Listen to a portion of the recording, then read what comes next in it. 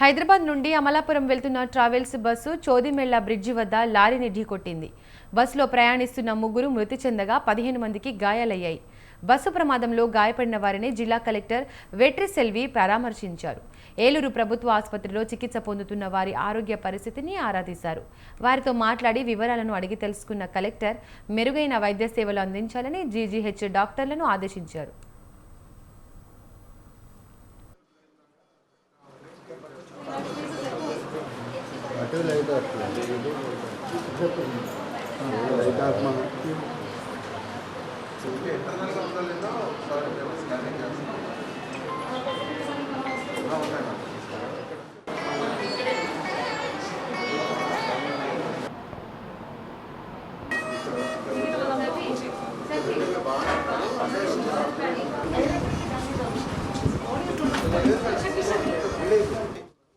హైదరాబాద్ మియాపూర్ నగర్ నుంచి కాకినాడకి వెళ్తున్నామండి.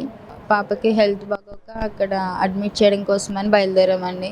కాకపోతే విజయవాడ వరకు కూడా చాలా స్లోగానే బాగానే తీసుకొచ్చారండి. అక్కడ నుంచి స్పీడ్ పెంచడంతో లారీని ఢీ కొట్టారంటండి. అయితే అక్కడే ఏలూరు దగ్గర యాక్సిడెంట్ అయిందండి. తెల్లవారుజామున హైదరాబాద్ నుంచి కాకినాడ వెళ్ళేటువంటి ఒక ప్రైవేట్ బస్సు లారీని గుద్దేయడం వల్ల ఈ యాక్సిడెంట్ జరిగింది. దీంట్లో ముగ్గురు స్పాట్లో చనిపోయారండి. డ్రైవర్ కూడా చాలా సీరియస్గా ఉన్నారు. మిగతా 16 మంది కూడా సేఫ్గానే ఉన్నారు. ఇప్పుడు మన గవర్నమెంట్ హాస్పిటల్లో ట్రీట్మెంట్ జరుగుతుంది. కలెక్టర్ గారు కూడా సూపరింటెండెంట్తో మాట్లాడి మెరుగైన ట్రీట్మెంట్ ఇవ్వమని చెప్పారు. ఆ బాడీస్ని ఎవరైనది తెలుసుకుని మేము పోస్ట్మార్టంకి పంపిస్తామండి.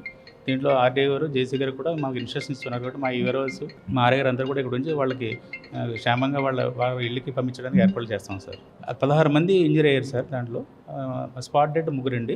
ఒక అతను డ్రైవర్ కూడా కొంచెం యాక్సిడెంట్ ఎక్కువ దెబ్బలు తిరిగి అతను కూడా కొంచెం సీరియస్ అంటున్నారు. అవసరమైతే మెరుగైన వైద్యానికి జీహెచ్ఎంసీకి పంపిస్తాం.